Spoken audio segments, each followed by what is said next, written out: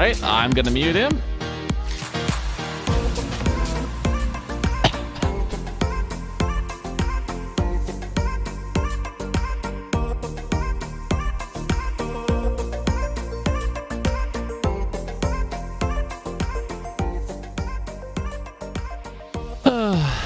Well, Josh, did you expect that to go any differently than it's gone so far? Expectations sky high.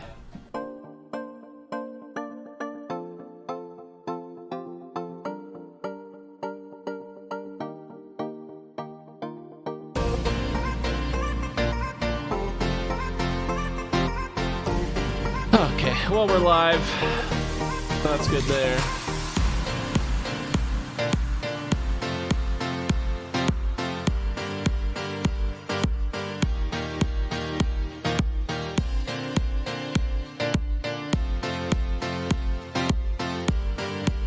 Baba booey, baba booey.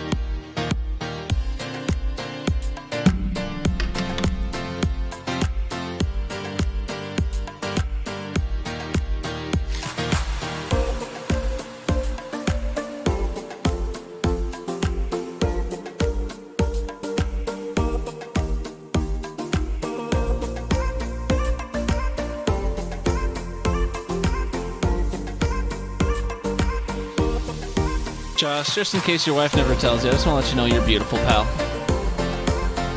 Thanks. You're beautiful. Do you really mean it? Twice. Yep.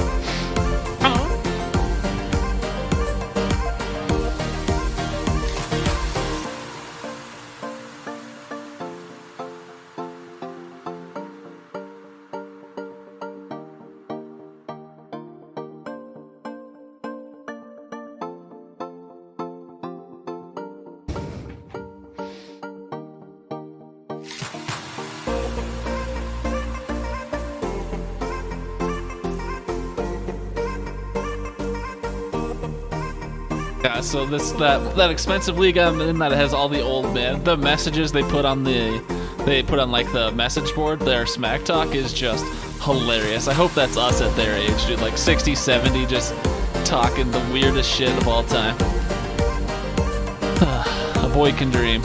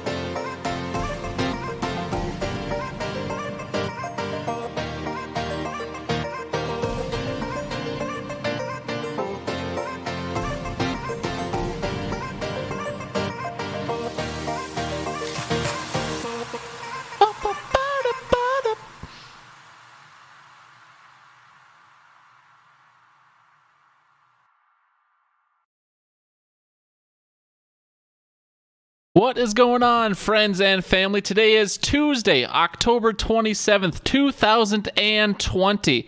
We have got what we hope will be an exciting podcast for you tonight, but at the same time, there's a good chance it could be a train wreck, and you might hate us forever because of what happens, and we apologize for that. Before we get too much into it, though, for some reason, we're going to let Walters introduce us. And Josh, I feel like we have to go with the happy one because otherwise, we're just going to set the tone poorly. So here we go. Walters, take it away.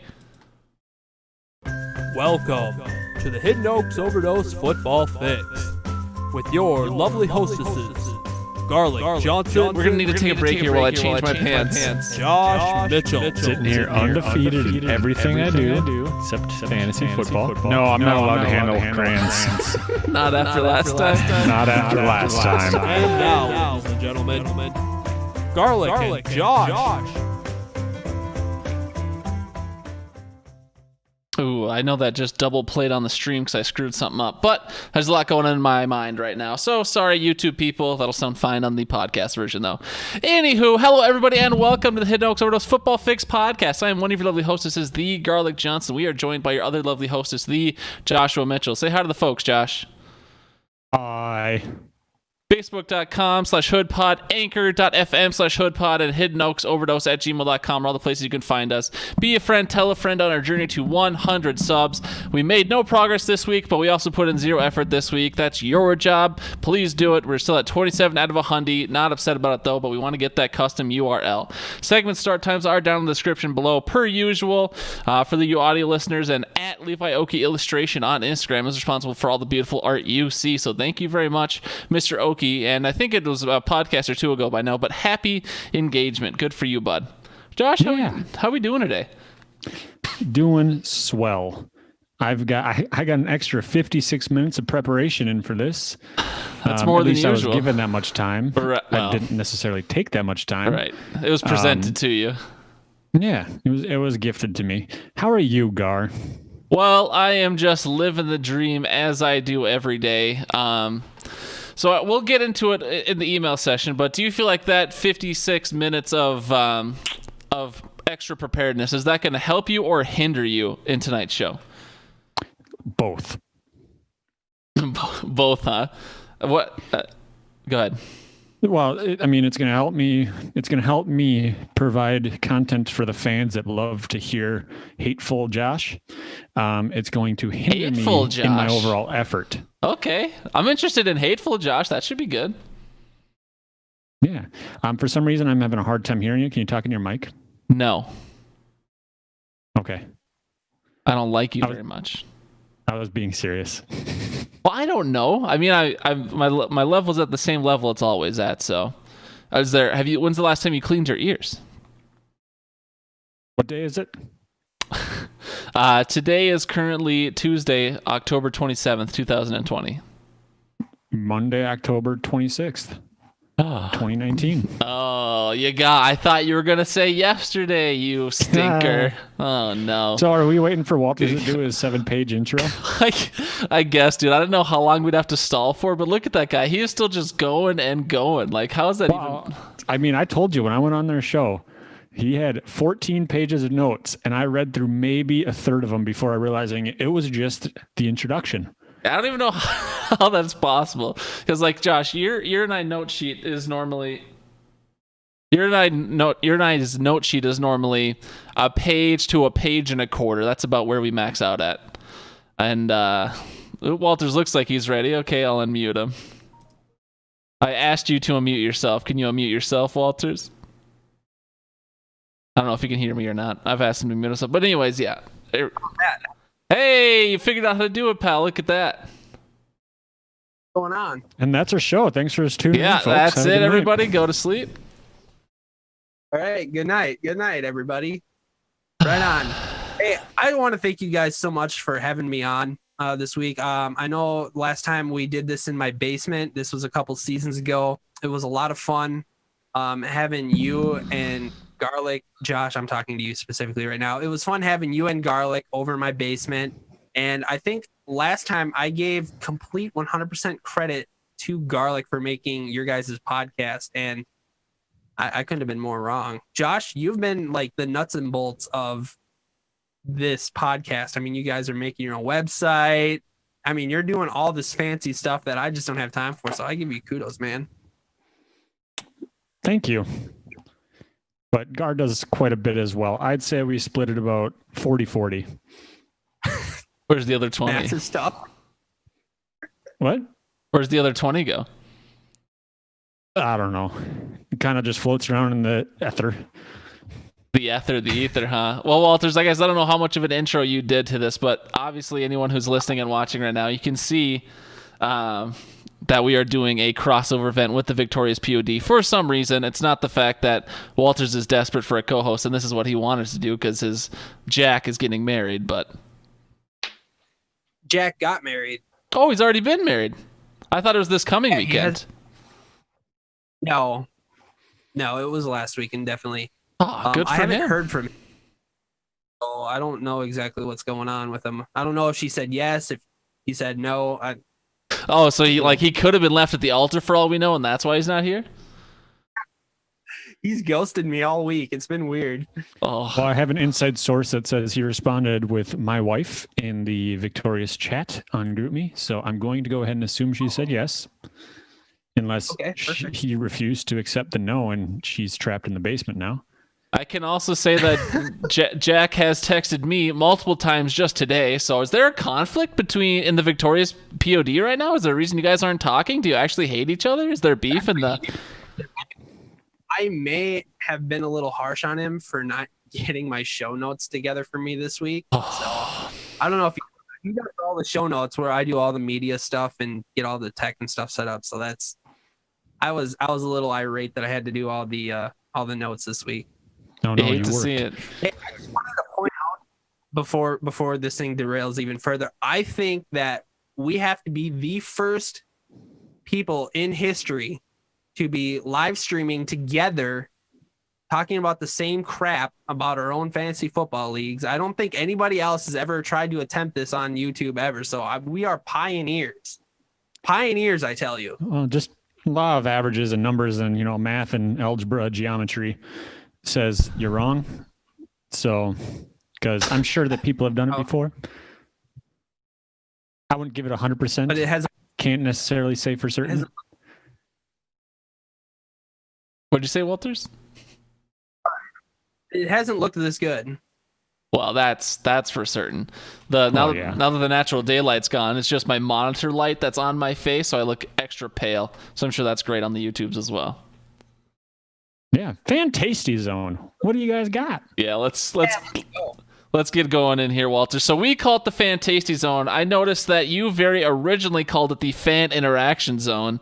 Are you just like blatantly plagiarizing us, or what's the deal here, pal? It's a work in progress. You cannot even come after me for one bit of accusing me for plagiarism because you stole half of Al and I's old bit. So don't even go there, buddy. Excuse me, that's very rude. Really? I've never stolen anything ever in my entire life. I'm trying to find one of the bits in our show today that was once yours and Al's. Let's not do this. All right, what do you guys snack? We got. I got it as stop, Walters. Shh. All right. So as always, we got an email from the Brian Cadupe last week. Show recap 1020 is the subject line. Gentlemen, I continue to learn from the Hoodcast. Nefarious. Now that's a 25-cent word. He used correctly too. Nice job, Gar. Overall, the show was solid, although I am not so sure about this Josh being prepared stuff. His 2-minute drill was very hard to follow and felt rushed. Was probably some good references, but I couldn't keep up. So I guess I am talking out of both sides of my mouth. Josh needs to prepare more. Josh is overprepared. Yes, I am a hypocrite. Josh did have the line of the show. I have no idea how time works. I literally started laughing out loud. Enjoyed the Fave Five recap. I have good memories of eating cereal on Saturday morning with Bradley watching many of the ones mentioned. Nice job, all Hoodcast contributors. This segment you guys have added is way more engaging than breaking down film of every game. This is turning into entertainment. Nice job. Lovely Grum. He lists out his Fave Five, and then he says, Brian. No reference this week, as my last week's reference went over the head of the host, and that made me sad. So on his Team Garlic shirt, I guess his quote, because everyone had a slogan on there, his was, on his shirt was fifth in line to the throne. So I got the reference, but I didn't get that it was on his shirt. So he's offended about that. A little bit of a diva over here, Mr. Brian. But so that's what we heard from Brian. Walters, do you have anything? Do we want to go back and forth here? Because I've got plenty of stuff, but I don't know how much fan interaction you got this week. So we are not on the level of the Hoodcast with fan interaction. It was a regular week for us with fan interaction. Alex Williams, Technical, Alcoholic, whatever you want to call him. I mean, he's always changing his name. It's so confusing. He left us a comment on YouTube, and it was very in-depth. It almost blew my mind with how captivating his words were. He said first, and that was it. Just first. So that was all of our fan interaction that we had this week. So Gar, we'll throw it back to you. Oh man, that's and how many subscribers do you guys have on YouTube? Currently we're at 44. A lot of high quality subscribers you got over there on the Victorious POD. We got don't know how to talk, Gar. We got a second. Don't you talk about I'll talk about whatever I want, thank you. We got a second email this week from the just recently mentioned Alzheimer's Al, Audio Al, whatever you want to call him. He subject line, debate. Hey, Josh Sevengar. I want to... Oh, you want to read the email? Go for it. Well, I was going to say, hey, Josh Sevengar. I want to talk about rookies this week.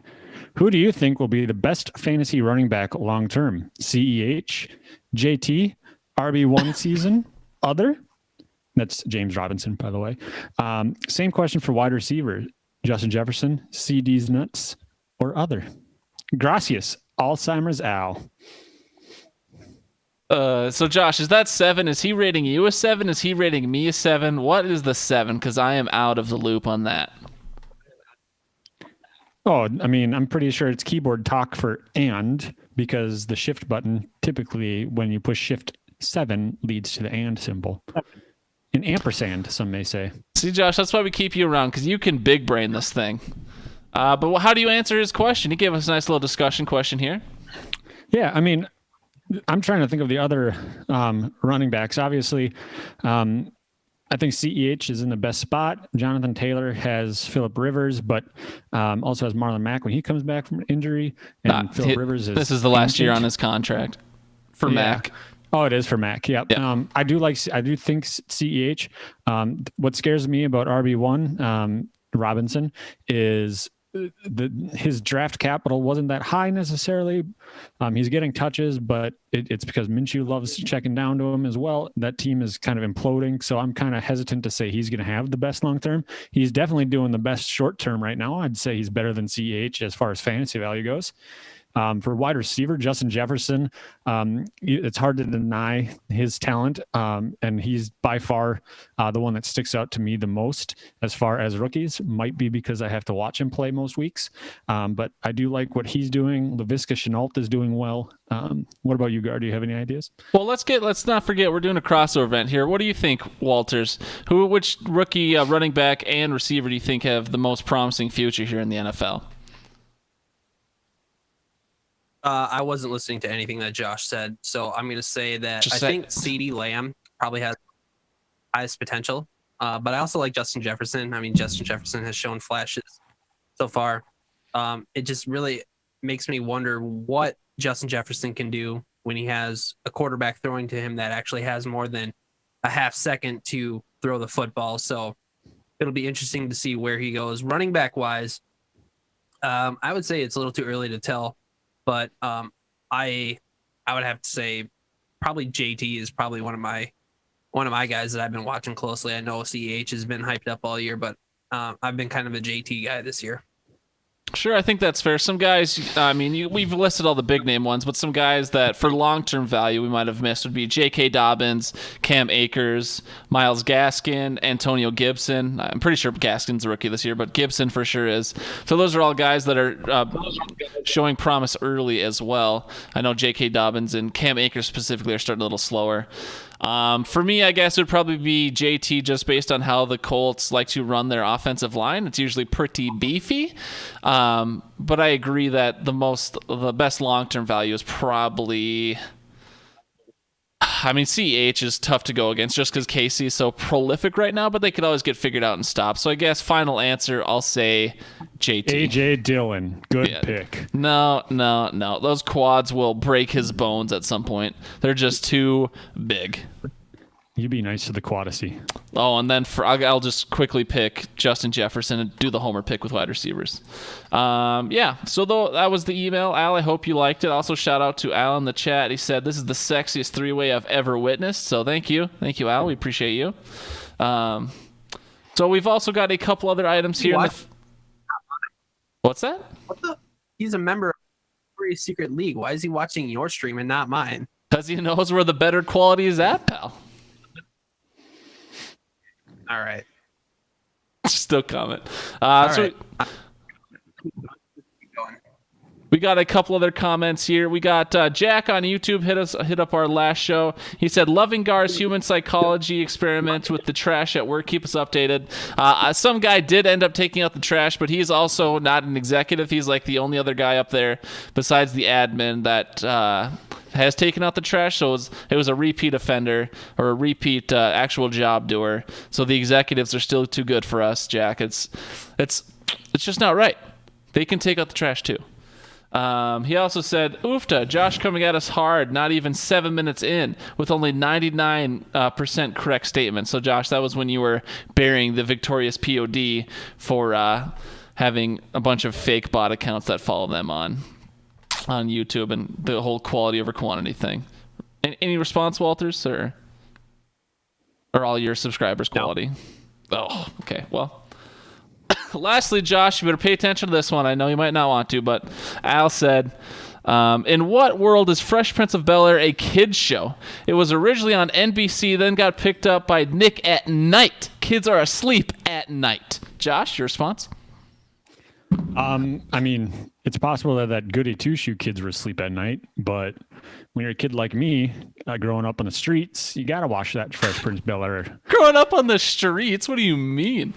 I grew up on a Lincoln Street. I didn't have no avenue after my street. Christ. Walters, is for Fresh Prince of Bel-Air a kid's show? Negative. It's a family show, but it is not technically a kid's show. Yep, I saw it last week. Audio Al and Walters are backing me up now. Probably not the people I'd want to back me up, but that's who I got. Not a kid's show, Josh.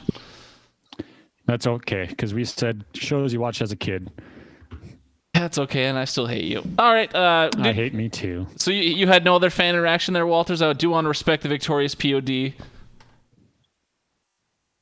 I have one thing left that I do want to say for the Fan Tasty Zone if you're all done with your... Oh, yeah, we're all done. Stuff. We forgot our sponsors, but that's about it. Yeah, well, not me. I had my anniversary yesterday, and my wife got me 2 of these 750 milliliter Alloy Brewing beers, and this one here is I don't even know how to pronounce it because it's German, but it is 750 milliliters of Oktoberfest beer. So I'm popping this bad boy right now, and it's just everywhere. Let's go. I got the Arnie, and I got a pretzel bun. Only people my size would snack on pure carbs, but pretzel bun. Josh, what do you got? Well, I had 2 pumpkin cinnamon bars or cookies that my lovely wife made. I ate those because I was trying to wait for the show to start, but half hour late. And then I had tequila, and I drank that while waiting as well. You know what? I respect it, and it happens. So those were our sponsors. That was the Fan Tasty Zone / Fan Interaction Zone. All right, let's move into the this week 3-minute drill. And I warned people early that this is going to be a longer pod, but that's just the way it goes when there is 3 of us and 2 podcasts to accommodate. So, Walters, normally you and Jack will go on the kind of a longer spiel, breaking down games, talking about plays, talking about this and that. We used to do that, but because we are the better podcast, Josh and I have evolved, and now we've broken that down into just 60 seconds a person because the people want us to move on and get to some more entertaining stuff. How do you feel like? Do you feel like you enjoy the more long-form breaking down games, or do you think the 2-minute drill has any merit? How do you feel about it? I'm about to be controversial here. Are you ready? Okay. 2-minute drill is superior. Oh. So there is some dissension and some conflict within the victorious POD. I hate to see it, but didn't I say week 8? I don't Isn't remember. that what the money line was? The over under? Yeah, it could have been. Hey, look, I have preferences on everything. I'm sure you guys don't agree on everything, but Jack is the creator and the writer of our show, and I will respect his segment. And guess what? We're doing all right. We're doing okay. I'll handle it. It's good. I mean, we got to talk about real football every once in a while. We can't just be all hoity-toity and come up with our Fave Five lists all the freaking time to take up half our show. But you know what? That's cool. We'll talk about real football. I mean, you say that, but at the same time, it's usually both Jack and you, especially Jack, who participates in the Fave Five every week. So, I mean, it's whatever. Anyways, we're doing the 3-minute drill. So, if you weren't listening, well, actually, here, let's let Al describe the 3-minute drill. All right, so I'll go first here. Remember, it's whistle, song, whistle, whistle, song, whistle. It's whistle, song, whistle, whistle, song, whistle. Whistle, song, whistle, whistle, song, whistle. Whistle, song, whistle, whistle, song, whistle. A lot of pressure. And here we go. All right, so the order, it's going to be me, Josh, then Walters, and then for week 8, it's going to be Walters, Josh, and then Gar. So Walters, we're putting you right in the middle, so we'll protect you no matter how bad you are. You go last in the first one and first in the second one. Are you both ready? Born. Yep. Ready. All right. Got to wait for my computer to load. There we go. All right. So, no Vikings games last week, which means the Vikings unfortunately could not get one game closer to Trevor Lawrence, but we also didn't get one game farther away, so I suppose those balance themselves out. I was rooting for the Giants on Thursday night. They let me down. Falcons let me down. Bengals let me down. Texans let me down. The Jets somehow were competitive, and they let me down. Cowboys were a train wreck. Jaguars couldn't do it. I'm rooting for all those teams this year, but so far they have been massive disappointments. Also, Vikings, where's the fire sale? Get Thielen out of here. Let him go win a ring. Rudolph, Reef, Barr, I guess Barr's injured. Kendricks, get him out of here. Just let him go win a ring. That's probably what they want. If we're going to be rebuilding for a year or two, where is the fire sale? We need it, and we want it now. Also, Justin Herbert got a win. I called it, I predicted it, and he did so in electric fashion, putting up a lot of yards and some tutters. Justin Herbert, I love you. Josh? As Garlic alluded to, Jets, they definitely took a nosedive. They left at halftime after thinking 30 minutes was enough time to hold on to that lead. And it's becoming clear to me that the only thing worthwhile, the only Jet worthwhile is the one that they arrive in games with. Bucks at Raiders. It's the pirate on pirate action Brad's always hoped for. It's just not what he had expected. And so it was a little bit of a disappointment, I'm sure, for him, but that was another game where some old saggy balls, dragged across some younger ones. Packers at Houston. The cheese guzzling brat snorters put a whooping on Houston so bad that Houston's ancestors say it's racist. It was the Minnesota bye week, as Garlic said.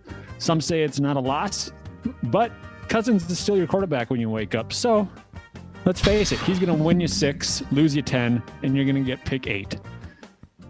I don't want pick 8.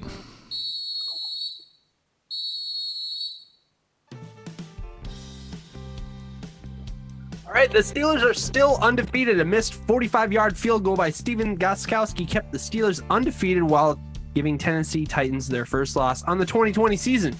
The Arizona Cardinals beat the Seahawks in overtime. Zane Gonzalez was able to do what Steven Gostkowski couldn't when the game was on the line. Also, I don't know why people are losing their marbles over how fast DK ran. You want to see something impressive? Go check out my 40 time on the Victoria's Secret YouTube page when I did my drills this past fall. Brady versus Belichick. I knew when I wrote this down Monday morning right away that all the major sports hosts would copy me. But in spite of all that, it does appear that Belichick should continue sending TB12 his birthday card every year, thanking him for all the success there in New England.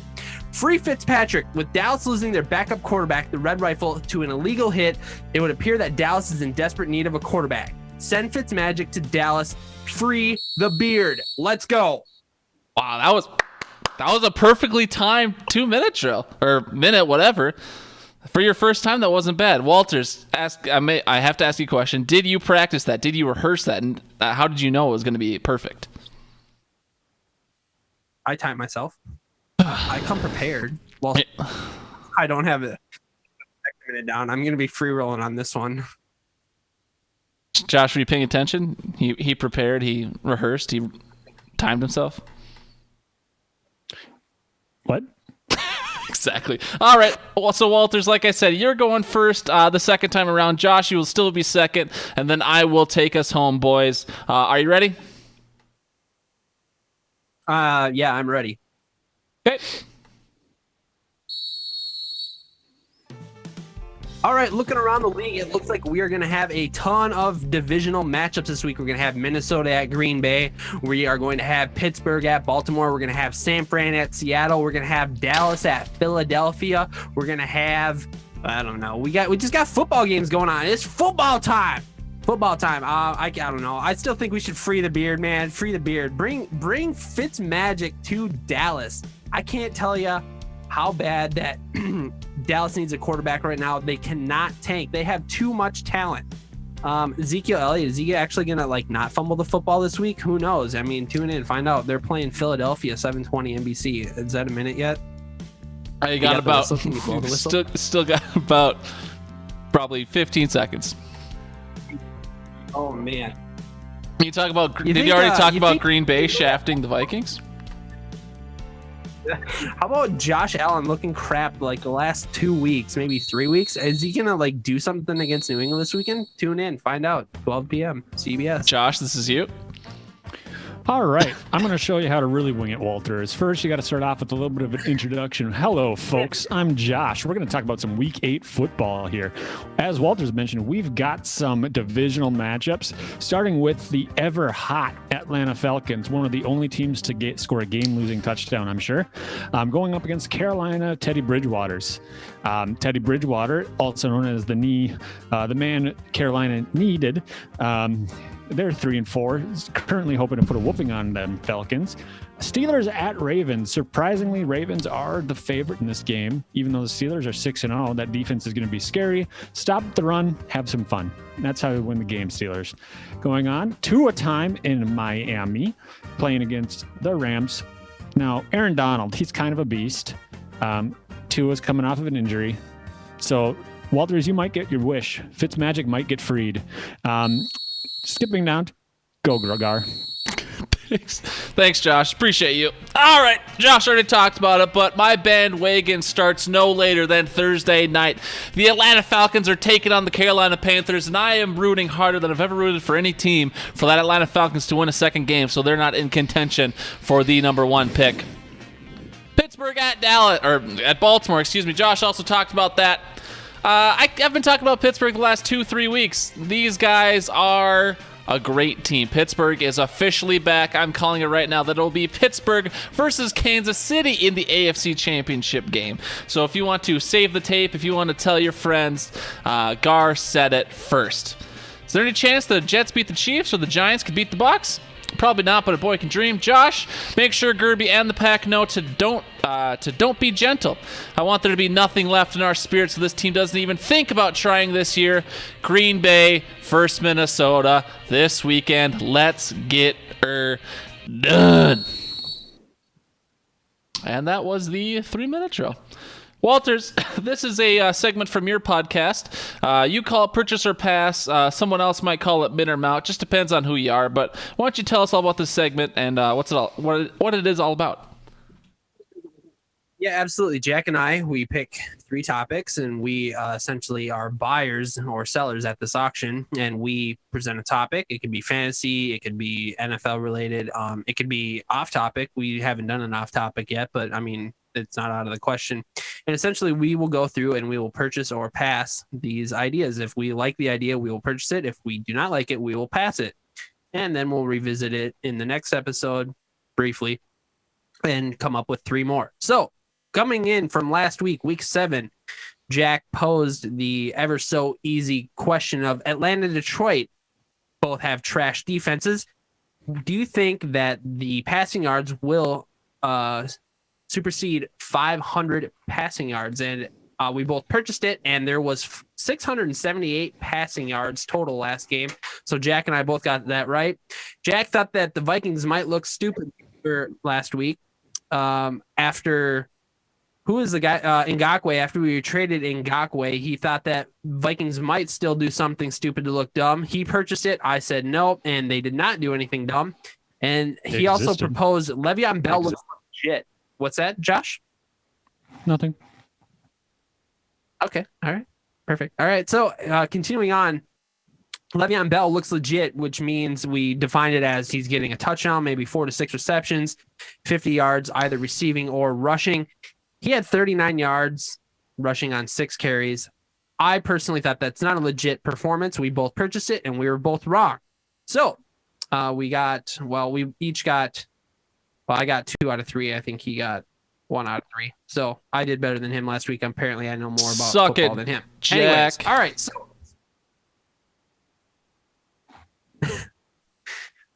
moving on. So we're going to move into week 8, and I posed these questions to you guys. Melvin Gordon versus the Los Angeles Chargers, who is 7th against the run, has a 13.5 point or more fantasy day in absence of Philip Lindsay. I purchased it. Josh, what do you think? I said I purchased it just because I have a feeling since I'm going up against him this week, he's going to go off. I just feel like my luck's running out. And so I think that he's going to get a solid 13.6. Okay. And Garlic? Yeah, I'm going to go ahead and pass this, dog. I don't think they're playing the Chargers. They should be playing for behind, even if Drew Lock's in there. Denver's just bad. I'll go ahead and pass. Okay. Moving on. These next 2 are kind of up in the air. That's a little bit hypothetical. If CMC plays this Thursday, which he has been taken off of the injured reserve list, if he plays this Thursday against Atlanta, who is 15th against the run, I propose that he will have 16 plus fantasy points. Would you purchase or pass that? I purchased it. I'm going to pass that like a joint boss. Okay. Do you have any reasons on why you pass that? He ain't playing. They may designate him off IR, but he ain't playing. But if he does play, he's not playing. This is if he plays. I clearly they're not gonna. They're not gonna risk him getting furthering himself. Take a look at Michael Thomas. I think Julio. Walters just wants you to answer if he does play. So just assuming he does. Okay. Well, he asked for a reason. I said that even if he does play, I don't think he's going to get the touches that would warrant 16 points. See, there you go. Okay. Thank you. Dar? Yeah, pretty much following the same reasoning. I'm going to pass, dog. Mike Davis, even though he had a more of a down week last week, Mike Davis has proved he can do it. So they don't need CMC to be the workhorse he has been, at least at this moment. So I will pass a 16-plus fantasy point week from the CMC on Thursday night. Okay, and the next one, Michael Thomas. Again, if he plays, he is playing against Chicago, who is 4th against the pass. I propose 12 fantasy points or more this weekend if he plays. Do you purchase or pass that? And I decided to pass that. Pass. Josh? Why? And Garland? Reasons. I just don't. Once again, ease him back in. Targets. Breeze's arm is weak. Yada, yada. Well, that's tough. That's tough for Michael Thomas and for Breeze, I guess. But yeah, I also did pass. It sounds like we're all passing here. Even if he does play, it sounds like there's a lot of conflict going on with him and the team. Maybe too much of a diva in that locker room.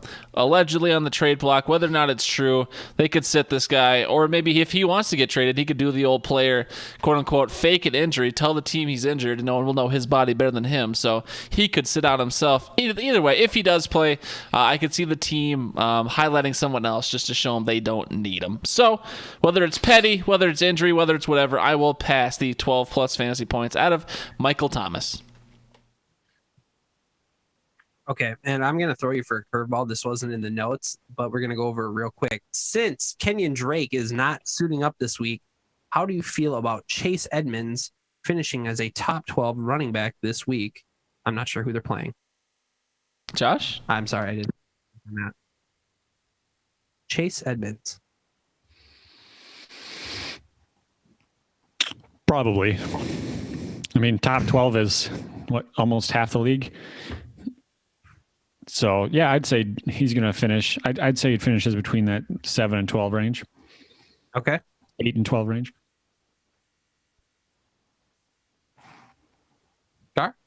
See, this ruined my bit for the fantasy fun time because you listed Chase Edmonds as a guy you like this week. Unfortunately for both of you, specifically Walters, the Cardinals are on a bye this week. That is correct. So Chase Edmonds, trying to think who they played. Chase Edmonds will be playing no one this week, so he will not surpass any fantasy amount that you propose this week, unfortunately. This is why we do prep. You hate to see it. Yeah. All right. Nice curveball, right into the stands. Here, I'll try and save us with a curveball that'll be even more controversial than Chase Edmonds. So no, I'm not asking anyone to divulge anything about their personal ideology, but Walters, this will happen before your next podcast. Certainly, we'll be podcasting on the night of it. Purchase or pass, the people you want to win their elections will win their elections next Tuesday. Don't tell us who they are. Just purchase or pass. The people you want to win will win. Josh? Pass. Walters? Pass. I'm going to pass as well. It sounds like we are all very depressed about who we want to win these elections. And I think that we might want different people, and we're all very pessimistic about it. So that is enjoyable. Then there's an off-topic one for you there, Walter. So we even got to break some ground here on this crossover event. You got one non-football related in there. Great. Walters, do you want to bring us into Fantasy Fun Time as our guest? Sure, I'd love to be doing Fantasy Fun Time. Am I queued up? Am I ready to go? Yeah, you're ready. Fantasy Fun Time. We've done that one. You got to do it again. Oh, okay. Fantasy Fun Time. Perfect. That was pretty good. I don't know if we've ever had an opera one to date, so I'll think take so. that one. Yeah. Good job, Walters. You're breaking ground as well. Look at that. The crossover event. We're all making each other better. Wow, a lot of firsts tonight. A lot of virginities lost. We always start the Fantasy Fun Time with the grain of salt. Josh, what's the grain of salt all about for the people in the VPOD universe that don't know? It is typically a condiment used to flavor meats, specifically. It's not? Okay. It's also use that. It as a tool on whether or not you guys should actually listen to whatever we've said so far and whatever we're going to say moving forward. The grain of salt, you can trust us, you cannot. It is all up to you. But this is us trying to convince you either to listen to us or listen to someone else. Gar, do you want to start us off? Walters, do you want to start us off? Yeah, I'll start. All right, this last week, I'm in 2 leagues. I'm in a dynasty and I'm in a redraft league, the Victoria's Secret Fantasy Football League, the best football league out there, by the way. I got smashed in that league. I didn't even break 60 points last week. My team was terrible. Do you have that bit? Your team is terrible. Can I get that? I don't have it right now. Sorry. All right. And then I'm in the Deflate These Balls League, which is a dynasty league. And I crushed in that league again. I had over 114 points. I'm in second place in that league. Combined between the two records, so with being in 2 leagues, up to date, I am 8-6 for a total of 14 matchups, which is a winning percentage of 57.1. But I was able to get a hold of the information or the algorithm produced by the Joshua Allen Bunker Incorporated company. I don't know what you guys call it. Anyway, I'm 87-67, which is good for 56.5% between both of my leagues. So I'm doing all right. Not bad for a white guy. I'm also still alive in the Guillotine League, and I am sitting in 7th place in your Hood play along. So Walters, fancy. You're just killing it everywhere, pal. Trying. Josh, how salty is your salt this week? Well, I lost one, Gar. No. Yep. Just one, though. 5-1 across my leagues here. So that brings me up to 5 weeks of just 5-1, 2 weeks at 4-2. So I am 33 wins, 9 losses through this year so far for a 78.6% win percentage. And I see you shaking your head, and I'm just as shocked as you are on this number. And I'm trying to go through and find some overlap of players as far as who might have been contributing to this the most. And to be honest, the only overlap I have in most of my leagues is J.K. Dobbins on my bench. Never started him. I'm just afraid to drop him at this point. And then the numbers for the Joshua Allen Bunker Incorporated intellectual property, preview thing. I'm sitting at 248 wins, 130 losses, 66% overall win percentage in that. So I have been getting lucky in some of the leagues. Gar? How's your undercarriage?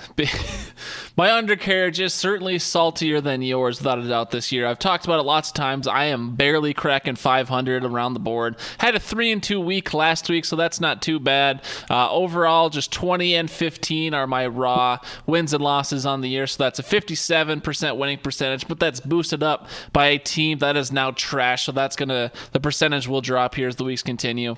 Using the intellectual property of Joshua Allen Bunker Incorporated, I am 203 and 196 on the year. So again, very extremely even, batting 500 across the board pretty much. I'm not running away in any league. I'm going to need a chip on a chair and a hope and a prayer to win any championships this year. But as long as I get into the show, that's all I need, baby. Just give me a chance and let me get lucky. So I'm much saltier than Josh. So for fantasy advice, listen to him. Walters wouldn't be that bad either. But if you want to listen to me, you might as well flip a coin instead.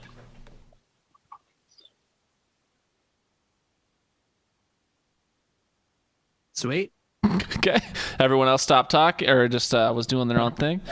So we're going to move on to go on to the FanDuel leaderboard that Walters was talking about just a little bit. So we were blowing up the group chat today, so everyone in here should be pretty familiar. But some way, somehow, the Levi Carmel Bear Okie won last week's contest with 155 points.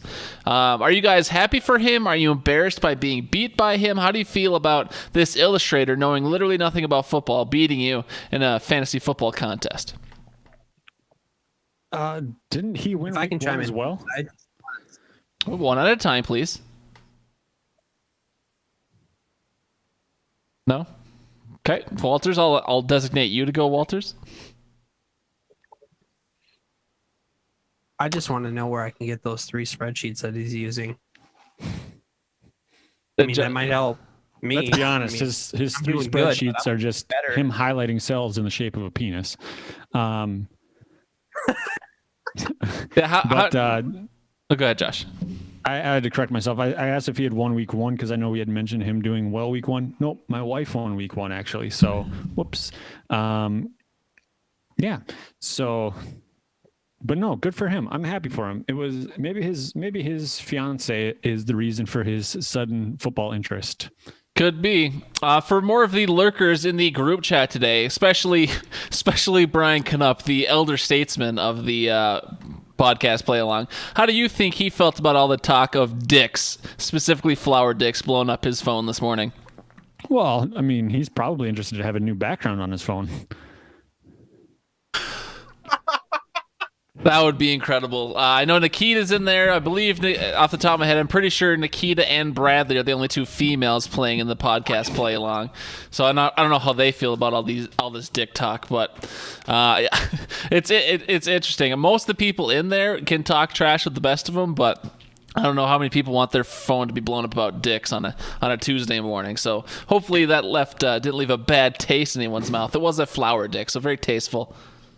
Yeah, I was going to say that I don't know enough about flowers to actually tell if it's a correct drawing of a flower or if it was an actual like anatomical dick. I haven't seen one of those in a while either. So you're telling me, pal. 3rd grade. So I'm just going to go ahead and invest all my stock in Levi Oki, Carmel Bear at LeviOkiIllustrations.com or whatever. I don't know his tags. I'm going to go ahead and invest all my stock in him being an anatomically correct illustrator.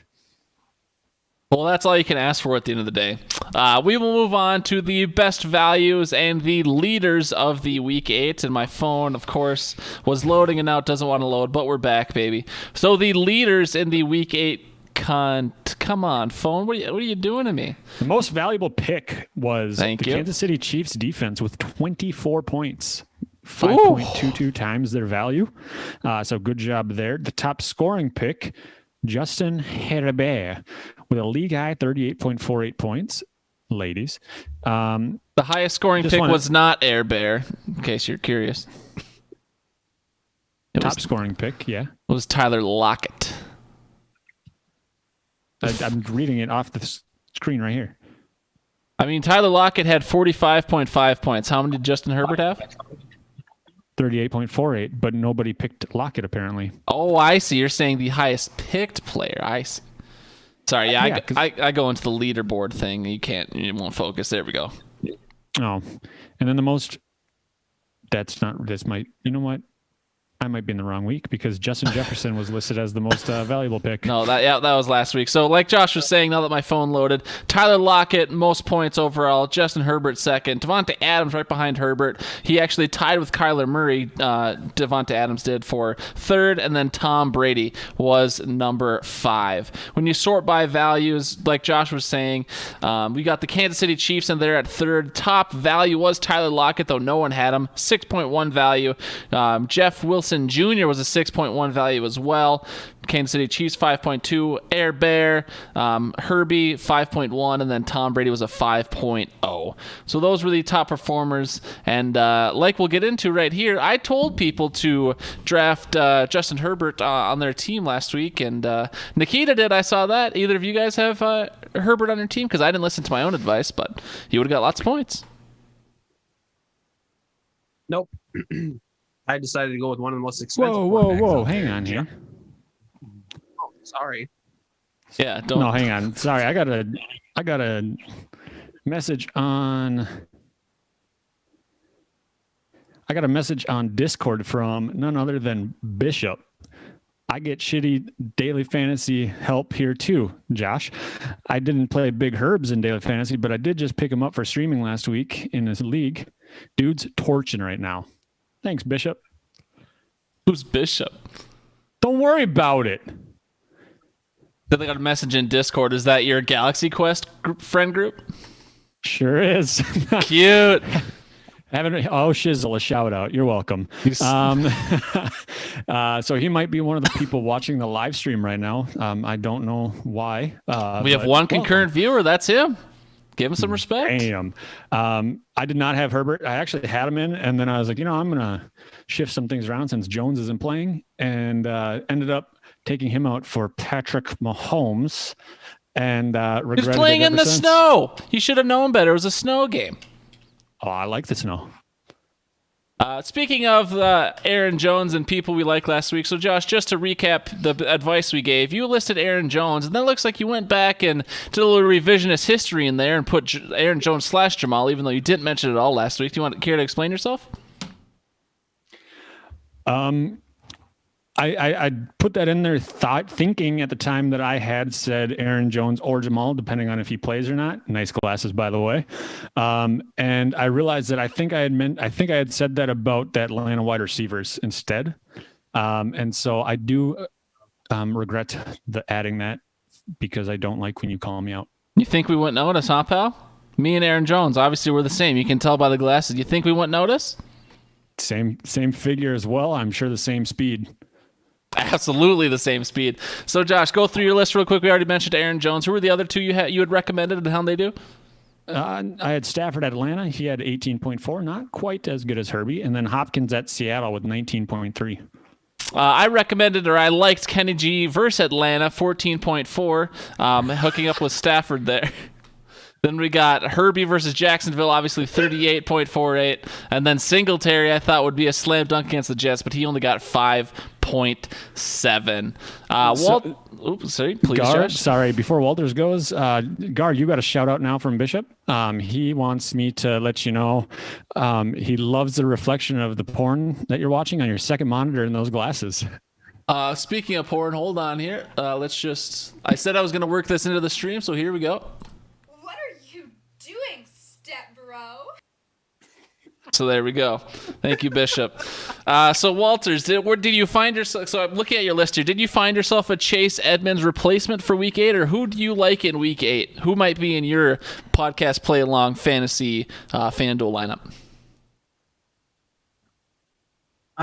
For this week, I am not prepared for that. Josh, Mike Davis. Mike Davis. I mean, I know he's a little bit more expensive. You're not going to get him on the cheap. Even though I purchased CMC to come back, I know that most likely he's not going to come back. I mean, I'm going to listen to my voice of reason. And Mike Davis has shown that he can produce fantasy points in abundance. So I would say him. Another player that I really do like this week, Travis Fulgham.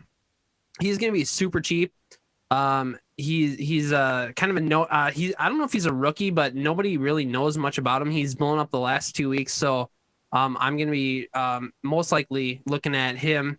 If Deontay Johnson does play, I would also recommend Deontay Johnson, but I'm not sure how bad his injury was. I know that he did blow up for me last week, and it does seem like even when Juju Smith-Schuster is there, Big Ben loves to throw to Deontay Johnson. So those are my three players that I would double-digit targets every single time he starts and plays a full game, or almost a full game. You did accuse him of being the new Kevin White, though, Josh, just to be clear about where you stand on Deontay Johnson.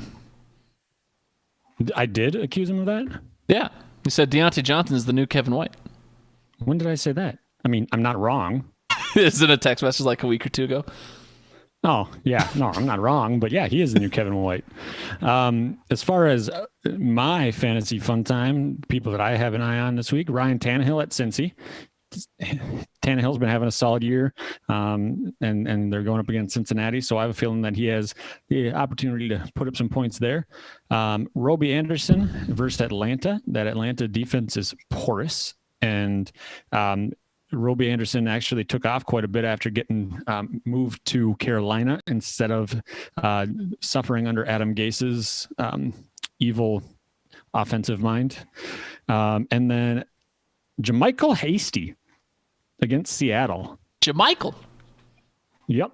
Running back. I'm sure you can get him on daily fantasy for about $350. He is, I think he's a rookie, but he's a practice squad guy. But obviously that entire team's hurt. Seattle's offense or defense isn't necessarily the Legion of Boom, more like the Legion of have some room. Here you go, and take some yards. And so JaMychal, I think, is someone that if you're struggling to find a cheap option, going with him might be a good play. I like it. And what team does he play for, Josh? Oops, sorry. If you don't know who, then you can't know. No, he's San Fran. He's a San Fran running back. That's what listeners know. Thanks. So Josh, by the way, your buddy Bishop, I'm guessing his real name is Todd because he is starting to blow up our YouTube chat. He says, this way I don't have to harass Josh in Discord and I can double your viewers. Adam G, hashtag worst coach ever. He also says, can't hashtag let Russ cook with a good defense. So he's talking about Russell Wilson there, pal. He's not wrong either. Guys, I like for week 8, I'll just try and speed it up here because we still got plenty of pod left and we're almost an hour in. Derek Carr at Cleveland. Derek Carr's been putting up numbers. John Gruden's pushing him. I like Derek Carr this week. Devontae Adams versus Minnesota should put up 70,000 points. That's a simple one. And then Miles Sanders versus Dallas. Dallas is not the team they were. Their defense has been terrible. It's most notably in the secondary, but if they get up early, Miles Sanders will have a field day against this team. So I'd like Miles Sanders for at least 20 this week. And those are the guys who might be in my FanDuel lineup. Walters, we're introducing into the Fantasy Fun Time for 1 week and 1 week only the Swimming Upstream segment. Tell us what it is, tell us about it, and tell us how it's been going. So Jack thinks he is a guru at fantasy and he just wanted to just flex his fantasy knowledge. So he came up with the idea of integrating a segment where we will look at all of the quarterbacks that are on our waiver wire in the Victoria's Secret, and he will pick one, and we will put it up against the see where he finishes against the top 12 quarterbacks in our league. And on our stream, you can now see that after 7 weeks, these are kind of the standings for the season long. After last week, if you were to follow Jack's suggestions, Jack would be, you would have the number 3 quarterback on the season. You would have acquired 174 fantasy points by streaming the quarterbacks that he picked. The notable quarterbacks above that were Kyler Murray at 195.6 points and Russell Wilson at 107. That's not right. That's a typo. But Russell Wilson was in second place. Moving over on the left-hand side of the screen, last week's pick was Justin Herbert. He finished at 38.5 points. He was good for the QB1 on the week. Kyler Murray, Tom Brady, Joe Burrow, Russell Wilson, Baker Mayfield, all finishing below him. And so Jack's not here this week, so he was able to let me kick it off. And I'm going to pick the week 8 streamer. And Gar just mentioned his name a few minutes ago. It's going to be Derek Carr versus Cleveland. Cleveland being ranked 25th against the quarterback. Derek Carr has the ability to keep up with high-scoring games. I was looking at some of his previous fantasy outputs, and some of his highest scores were against prolific offenses. And the Las Vegas defense, to me, just seems exploitable. And Cleveland does have some big playmakers. So if Cleveland is able to put up big points, I believe that Derek Carr can counter, and he would be a fine Week 8 streaming quarterback. Garlic?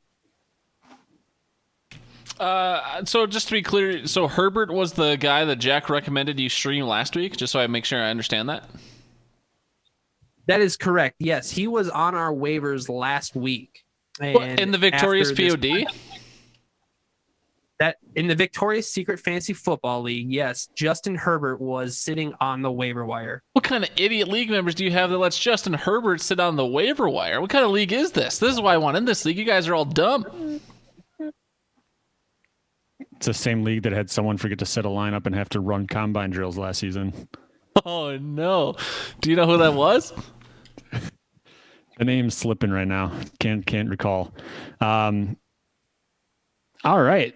Should we move on to the Hidden Oaks highlights? Let's do it. We should. We're getting close to my bedtime, and I haven't even had dinner yet. That's on you, pal. Isn't that your wife's job? What's Nikita doing? Why is she not cooking you dinner right now? Well, she's in bed because she gets up at 3:30 for work. She goes to bed at 7. It's not even 7 yet. It's 6:52, so she's probably... That's 8 minutes to cook dinner. That's ramen. That's some mac and cheese. That's a peanut butter and jelly sandwich. So many dinner options still in 8 minutes. No, yeah. I mean, yeah. I'll probably make my own. So I just can't use the stove, the oven, the microwave. I'm not allowed to handle electronics that have the capability of starting fires. Not after last time? The toaster's out. Is snow edible? Snow's not edible? Okay. But yeah, so moving on to the Hidden Oaks highlights. Add a yellow flavor to it. It's delicious. Oh, the lemon snow. That's my favorite. Damn straight. Side bet number 7, overachiever. Gar, do you want to go ahead and just announce who had won side bet 7? The team that had won with the most points over their weekly projection? Yeah, I noticed how normally Josh is usually a little lackadaisical in his note taking and his prep, and usually I'm doing it Tuesday morning. But it looks like Josh raced to do this side bet calculation because Josh won the side bet by a large margin. Josh put up almost 200 fantasy points in our ESPN league this week, and his projection was still pretty high because he is the best team in the league right now. He's probably projected, like 130-ish, and he scored 197. So correct. Yeah, speaking of side bets, I did a little analysis myself, and I'll hold on to it. But let's just say, out of the 2.5 years we've done side bets, I'm the only person possible that has never won one. So this is some sort of pyramid scheme that Josh is running, and once I figure out how he's doing it, I'm going to tear down the system and bring him to jail myself. So, Josh, what's the week 8 side bet that I also won't win? Well, if you want to start winning, you have to be like the rest of the league members and purchase your shoot bucks from me at a low price of $4.99 a dollar. And so side bet 8, we have running away with it. It's the RB 1 and 2 with the most rushing yards. So no flexes. If for some reason we have a tiebreaker. Sorry, continue. We'll go with whoever got the most points between those two people. That's fair. Nah. Make it up as we go. All right, we've got a Hammer Facebook post. We do. So Hammer put on Facebook, and Josh, we're kind of going to get into it anyways, but Hammer put on the facebook.com/hoodpod last week a little picture highlighting the fact that both him and Jamie were extremely high in the points against. So he's basically claiming himself as a victim, which I think is fair.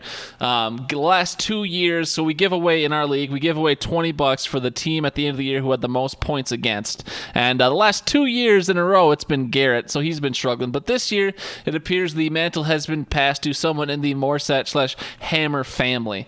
And when Hammer asked why, or what specifically says, what did we do to deserve this? He's talking about Jamie and him. And he could be talking about Jesse as well. And so if you guys don't know, Jamie and Hammer had a baby during the offseason. And that baby was supposed to be born right around my birthday. And I told them they should name their baby Garlina, because obviously that makes the most sense. They had a beautiful baby girl. And the baby came a little early, which is fine. So not around my birthday. But they also last year and this year didn't want to play fantasy football for the naming rights of their child, just like they did in the TV show The League. And so I said, that's ridiculous, and this is a curse for you not letting us play for the naming rights of your child. And so they named their beautiful baby girl Dylan, but that should have been left up to whoever won the fantasy league this year. So kind of effed up. You've cursed yourselves, Hammer household, and you get what you deserve. Josh, how's your phone looking, pal? Good. I was just looking at the numbers, and yeah, woof. They've gotten scored on. So, yeah. Sorry, Hammer. All right, so also last week, Brad would not let me down if I didn't mention it. Brad tickled my butthole. He took me to town, took me to the cleaners. It was not fun. But Josh, a little teaser for next week when we talk about the standings in depth. Where is Brad's power coming from? He has the least points against, and it seems like every week everyone's team of good players is just doing nothing. How is Brad doing this? What mythical power does he possess? Well, I don't know. When was the last time you had Cheez-Its? Last time I had Cheez-Its? Yeah. It's been a while. I haven't bought Cheez-Its in quite some time. Probably Same here. Probably so since I moved. Maybe they have some sort of fantasy suppression power. I don't know. We'll figure it out. Maybe if we tell him that there's like a duck call sale at Gander Mountain on a Sunday, he'll forget to set a lineup. Perfect. Josh, I put in the notes, Josh goes to jail. So you were playing in the domestic bowl last week, and why are you going to jail, Josh? Because I beat my wife by a lot in fantasy. That pause there was not intentional. And FBI, if you're listening, first off, thank you for listening. Second, I did not beat her in that way. Moving on. Jesse is this year's Willie of 2019. That's kind of another teaser for next week. Just going to show that the Morissette luck trickled down effect from husband and wife to the dirty uncle, I guess. And then we'll look at the standings next week, as we've alluded to. We've got some Victoria's Secret vignettes. Before we get to the beautiful vignettes, as Josh put it, definitely not vignettes, but vignettes, I just want to give a little Bishop/Todd update in the chat. He says, I love that punishment, gonna steal it. So Walter's the old combine drill bit you guys do in the Victorious POD. You guys have inspired this Bishop guy. He's gonna steal that punishment. He also says to Josh, his wife was yelling at him to make her a sandwich before she went to bed. So Josh, another reason that you're a terrible, terrible husband for beating your wife and not making her a sandwich. All right, Victoria's Secret vignettes. Walters, take us away. I get to take a little break here. Right on. Yes, we are moving on to the Victoria's Secret vignettes. Normally, we just talk about the we like the to call these bedtime stories. Bedtime stories, yeah, it can be bedtime stories. There are been a ton of trades. So unfortunately, we did not have any trades this past week, but we do have side bets. Last week was the Lucky Sevens. It was the team who had the most sevens in any of their scores, player scores, and we do decimals. So whoever had the most sevens, and spoiler, actually, it's not really a spoiler. It was more of a letdown. 2 players won it because, and this is a quote, our commissioner was too lazy to come up with something different. So Jay and Jordan both won this. Congrats on your $2.50. This week, the side bet is called Gronk's Rebirth, and it is the tight end with the closest yardage of 69 yards that is closest over or under. Good luck to all of the tight ends out there in the Victoria's Secret Fantasy Football League.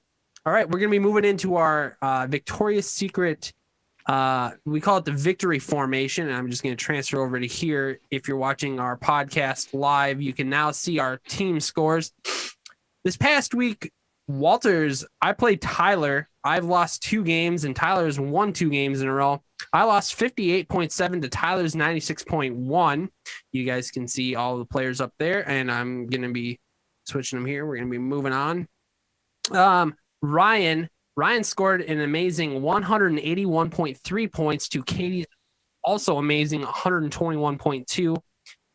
To note, Ryan now owns the all-time weekly high score in the Victoria's Secret Fantasy Football League. The last high score was held by Cassie's husband, Kevin, in 2015. His score was 155.6. To note, if you're not familiar with the Victoria's Secret Fantasy Football League, we do not use PPR. That is standard scoring, just your basic standard scoring. So 181, I would be amazed if that was ever broken. It was absolutely ridiculous. Moving on. And switch. There we go. Foster, 81.5 to Josh's 91.3. Josh coming back, getting a win after being served his first loss on the season. Alex had 103.4 points to Ben's 75.5 points. Alex needing a win pretty badly. Cassie had a disappointing week. She faced Jay. I don't know why I don't have the score here. I forgot to write it down. But it was a nail biter of a score. I think it was in between. I think it was like less than 3 points. If I'm reading it here, I think Cassie had like 85.3 and Jay had 87.6. So it was really, really close. Jay getting his first win. Cassie, unfortunately, losing to a winless team. And our last matchup that we have, Jordan faced Jack, my co-host. Jordan had 78.3, not enough to beat Jack's 89.1. Jack is now on a 2-game winning streak.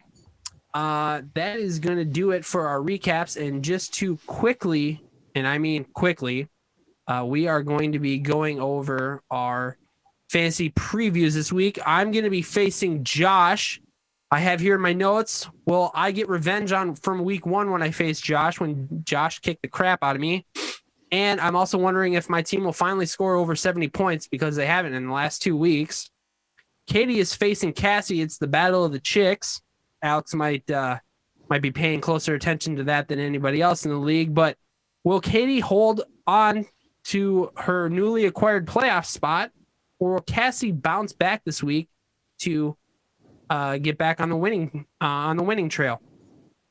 Jay is facing Alex. Will Jay start a winning streak, or will Alex crush his dreams, his hopes and dreams? Jordan is facing Foster. Both these players are sitting at 3-4. So who will bring up their season record to 500, and who will drop to the bottom quarter part of the league? Tyler is facing Jack. Both of these teams are on 2-game winning streaks. Whose winning streak will get snapped? And then Ben versus Ryan. I don't have anything there. So good luck to all of the Victoria's Secret Fantasy football teams this week. For those who want to know, who care, the fantasy pick'em, they will be posted in our group chat on Thursday like they normally would be on our stream. So please still remember to get your picks into me by Thursday. Is there anything else that you guys want to go over? Fave Five with your league? We're good. Oh, sorry. Fave Five. Is that all? Is that all the vignettes you had? That's all the vignettes. So, I know that you guys normally don't go into stuff that deep, but our listeners seem to appreciate that stuff. I mean, I have 44 followers. I'm sorry, we have 44. You could tell by all the feedback on your page. All right, we've done plenty of this already. There's only that bit can only be so funny. But we will move into the Fave Five. We'll start breaking it down more once the playoffs get here. But all these 13 weeks of head-to-head matchups can get quite dull. We will move into the Fave Five though, as Josh mentioned, and this week's Fave Five is we're going back to our football roots. We're doing non-homer active quarterbacks. So you can't throw a Brett Favre in there. You can't throw a Bart Starr in there. They got to be playing right meow. So Josh, I've asked you to queue up Brad's because Brad is, we appreciate Brad submitting, but he did it with no explanation. So what is Brad's Fave Five? We've got, and I'm just going to go out there and say, since we have had a longer podcast, would you be okay with us kind of going through, reading everybody's, letting them play through, and then we go through like our 5, 4, 3, 2, 1 instead of doing every other? Yeah, that's fine. Okay, because I got to go kick the shit out of one of my dogs. I'll give you a hint as to which one's digging up the carpet. Could be anyone. I thought you got rid of all your carpet. But she finds it. It's on the steps. It's in the rooms. Anyways, Brad starts off with Mr. Unlimited, a.k.a. Russell Wilson. Then Beard Man, Fitzmagic. Big Ben coming in at number 3. Patty Mahomes, 2. And then that green and yellow 12 guy. I'm assuming Aaron Rodgers. Do you think that was his number 1, or do you think he listed it 1 to 5? Because I'm going to guess he listed it 1 to 5. I'm guessing he listed it 1 to 5 as well, because Brad counting in reverse is just something I don't see happening very often. So, Brad, we appreciate your Fave Five. No one else can read this one because Jack texted it to me. He said, didn't have time to submit an anchor voicemail this time with wedding/honeymoon, and I guarantee he spent more than 60 seconds texting me this novel that he texted me. So I was like, bro, you obviously had the time, but dude on his honeymoon didn't want to send a voicemail for 60 seconds. Whatever, Jack, your Fave Five. I'm just going to read through it. No analysis this week for you. Bad boy. Honorable mentions, Fitzmagic, just such a likable guy. Alex Smith, amazing quarterback story. Family Guy, had him in fantasy a few years back when he was with San Fran. Cam. Excuse me. Cam. Loved the highlight plays and dominant rushing long before he came to the Patriots. 4. Old 2 gloves himself, Teddy Bridgewater. Another feel-good story and huge comeback. Tough not to wonder what might have been if he stayed in Mini. Number 3, Carson Wentz. Super tough. I don't know about that. Puts up with tons of hits and keeps playing. That's not true. Has put up great numbers so far in his career, despite his whole offense always being hurt. Number 2, feels like a lame pick, but Mahomes. Dude is so good. Does things other people haven't with no look, behind the back, lefty passes, etc. Plus, seems like a good dude. Will be great for our league for years. Dak, number 1, has been my guy in fantasy multiple years. Awesome dual threat. Only thing I don't like about him is he is on the Cowboys. Heartbreaking to see his injury, but excited to see what he can come back with. That was Jack. Josh, any chance you're ready with Mr. Brian Canoop? No, not a chance at all. I got it up here. I just didn't want to read back to back, but I can read Brian Canoop's if you want. You can read back to back. Yeah, no, that's fine. We like your voice. All right, we're going to keep flying here then. This is Brian's Fave Five active non-homer quarterbacks. Number 5, Matty Ice. Not because he just picked apart the Vikes, has been a long time favorite. Number 9, all-time in passing yards. He would be higher on my list if he hadn't gagged away a Super Bowl. His career average of 271 passing yards per game trails only Drew Brees among active quarterbacks. Number 4, Derek Carr getting some love. In the long history of the Raiders, there is nobody who has more career starts than Carr. He will start his 100th game for the Raiders this week, and that was last week. So Derek Carr gets a shout-out from the Bry guy. Number 3, Drew Brees. I just like that thing on his face. That's his reasoning. Appreciate you, Brian. Must be... won't even go there. Number 2, Teddy Bridgewater. With him, it is about the story. Although he hasn't accomplished anything of note yet, I am cheering for him. Teddy Bridgewater, obviously a favorite among former or current Vikings fans. And number 1 for the Brian Canoop, Matt Stafford is second to Brees in passing yards per game among active QBs. Didn't he just say Matty Ice was? I don't know. Anyways, quick quiz. Name a receiver he has had. Everyone say it together. Megatron. Okay, well, name another one. I would love to see him on a team that has a good GM and can put a squad together. Underrated, underappreciated, Matty Stafford. Apparently Kenny Golladay doesn't count as a receiver. I think is pretty good, but whatever. That was Brian's list. We also got a couple voicemails this week, so I don't have to talk forever. We got a voicemail here from not first time caller, but first time this year caller, Andrew Hammer. You boys ready to listen to Hammer's beautiful voice in his Fave Five? Let's do it. Thank you. I need that affirmation. I will give it to you. Thanks, Daddy. What's up, Josh and Gar? Just want to say that great job with the pod. I always enjoy listening to it each week. And with that, we'll get right into it. At number 5, I have Tom Brady. I mean, let's face it, Tom Brady and Giselle are the closest thing to American royalty that we have. Also, fun fact, my homeroom teacher in the 7th grade was Tom Brady's cousin. So I do have an autographed Tom Brady picture. At number 4, 3, and 2, I got Mahomes, Wilson, and Jackson.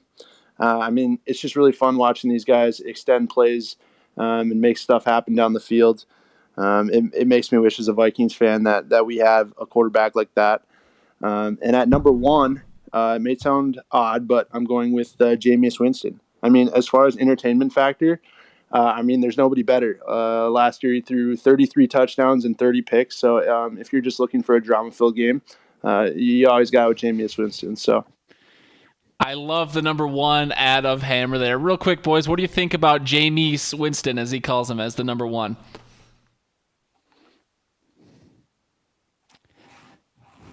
That sums it up. Okay. Well, Ted Walters, do you have anything you want to add?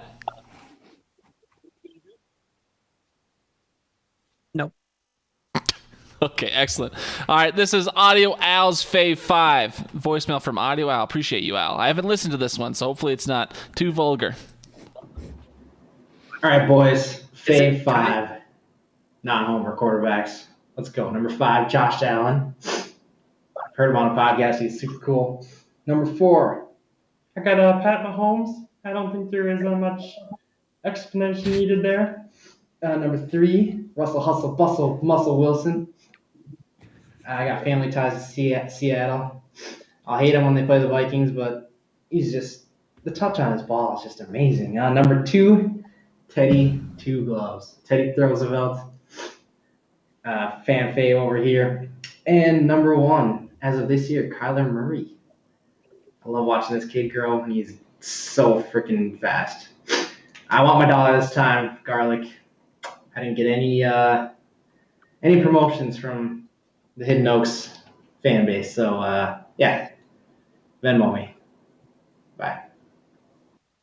Audio Al, just incredible. I don't know if he recorded that in a purely concrete room with a rotary phone, because the audio was a little rough there for someone as prestigious as Audio Al, but we appreciate the voicemail nonetheless, and I apologize that we did not drive more business to your podcast, the land of 10,000 plus goons. I'm sorry people didn't join the 350 club with the $1 discount, but maybe they will after I just repeated it this week.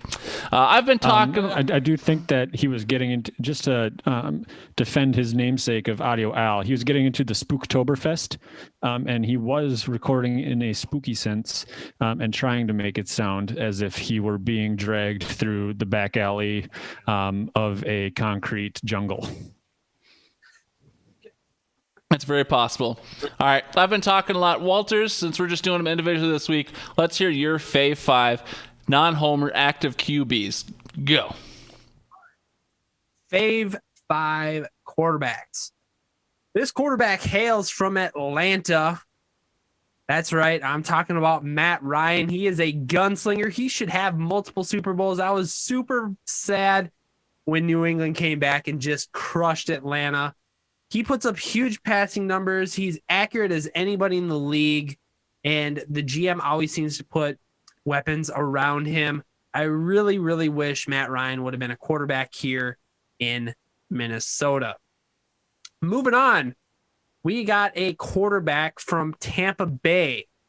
That's right. I'm talking about none other than Ryan Griffin. He has, in his career, he was an undrafted free agent acquired in 2013 by New Orleans. He joined the Bucs in 2015. He has a total of 18 pass yards and a quarterback rating of 62.5. But it's not about his NFL play that I love. It's the fact that he was an honorable mention in the Conference USA, All-Conference USA team in 2012. He was second in passing in his yards per game and fifth in passing efficiency. Ryan hasn't seen much of the playing field in the NFL, but he's definitely I'm sorry, Gar. He's definitely learning under Tom Brady. Number 3, I'm going to go with my boy, Ryan Finley from Cincinnati, drafted in 2019 in the 4th round out of NC. I'm sorry. Drafted out of NC This is a comedic genius you're missing out on. Just let him finish, please.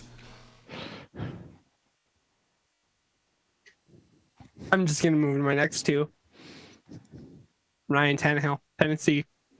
Ryan Fitzpatrick, Miami. Free the beard. All right. Thank you. A lot of Ryans in that group. What a great name. Fun fact, Ryan's my middle name, so you could have... I'm not an active QB, but I was an active QB in this the Turkey Bowl last year, so I think that counts pretty much. I did declare for the draft for the 3rd year in a row. Went undrafted yet again somehow, but I'd like to think of myself as an active QB. Josh, I'll give you the walk-off shot yet again, so I will go with my Fave 5 here real quick. Honorable mention didn't make my list. Teddy. Couldn't do it. It's too much of a homer pick still for me, but I understand the love. And Herbie. Too young. Dude's only played in 6 games, but I love him early. The dude appears to have it. Number 5, stolen from Josh's suggestion last week, is the boat. Blake Bortles. Ripping cigs and working construction. Enough said. Number 4, I got Cam. I love this guy for being who he wants to be, even if he is intentionally extra all the time. Guy's living his best life and had a great initial run with Carolina. I still think him and Billy B can figure it out, but time will tell. Number 3, I got Stafford. A man Brett Favre respects is a man I respect. Kid has a lot of heart, especially for a guy who has been on a team that sucks for just about every season of his career. Certainly respecting the mantle of gunslinger well. Number 2, Ryan Fitzmagic. I think he's going to be on just about everyone's list. How can you not love this guy? Brain of a genius, heart of a plumber, as McAfee would say. So lovable, so respected, and the beard. Dude can ball, but the consistency issues are undoubtedly the root cause of his journeyman status. I love him even more for it, playing on, I think, 34 NFL teams so far in his career.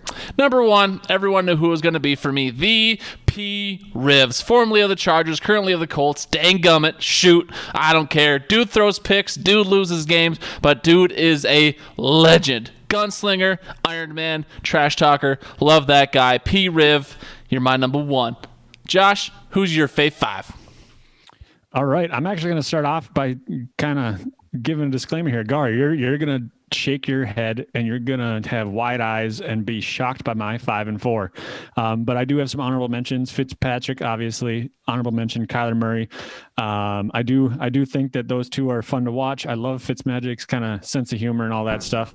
And there's a lot of quarterbacks in the league. But going into my top 5, Fitzmagic didn't make your Fave 5? Okay, sorry. Continue. I'm sorry. No. Sorry, just go ahead. Just go ahead. Just go ahead. Somebody that I have ripped in the past, called a bad quarterback, and I still don't think he's necessarily. I mean, he's talented. He's proved me wrong. I will say I was wrong. Dak Prescott, number 5. So I'm surprised he didn't make anybody else's list. Him coming out about mental health this offseason, that is something that kind of helped push him over the hill for me and or get him up that peak and make him into my top 5. Anybody that's willing to come out, speak about that. Brandon Marshall back in the day did the same thing. Respect them a lot as athletes. Number 4, Tim Brody. The Tom Brady. Say I could say he's old, say he's washed up, say all that stuff. He listens, so it's been what's fueling his fire this season. I guarantee it. I'm the reason he's doing so well. I'm going to go ahead and stamp that. But no, I mean, you got to respect where he came from, what he's done, as well as what he's doing right now. Longevity in the league. He's so good. They have rules made up about him. Looking at you, Tuck Rule.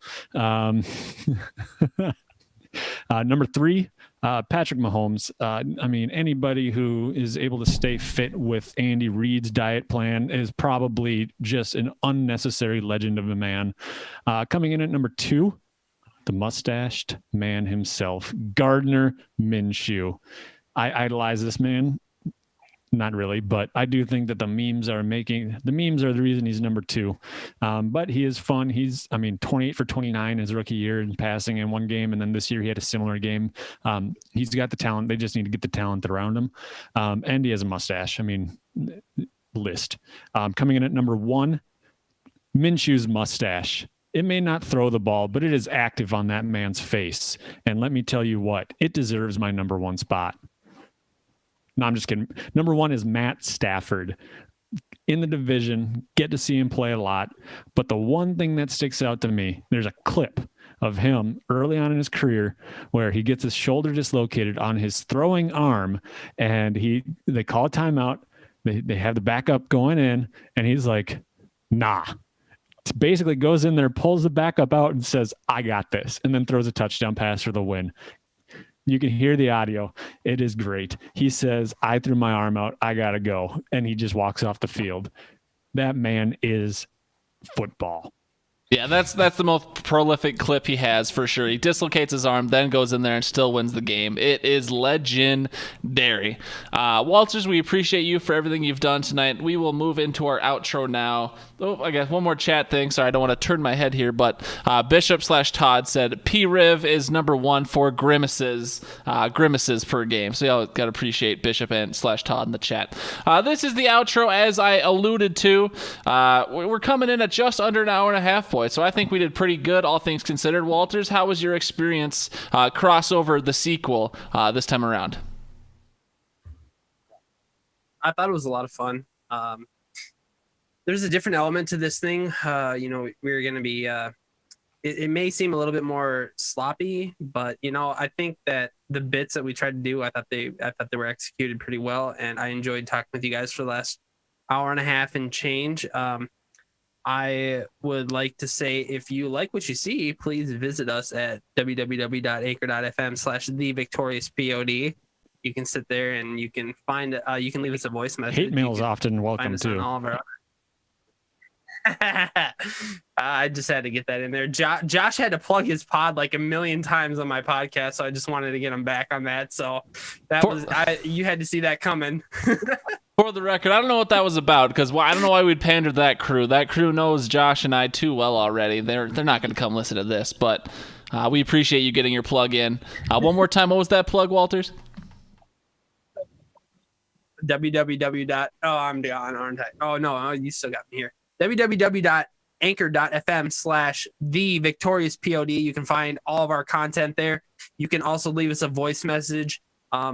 Please, if you like us, find us on YouTube and subscribe. You know, I mean, we could use the extra follows. I mean, we're on our journey to 100 subs as well. So, you know, hit us up. I mean, we got content to talk about. If you like football, we love talking football. So, hell yeah, brother. So Walters, we do appreciate you joining us, and for all you Victorious POD listeners that skip Josh's episode, I completely understand, but we are facebook.com/hoodpod, anchor.fm/hoodpod, the Hidden Oaks Overdose Football Fix, anywhere you can listen to podcasts, and on the YouTubes. Don't forget to stay safe out there.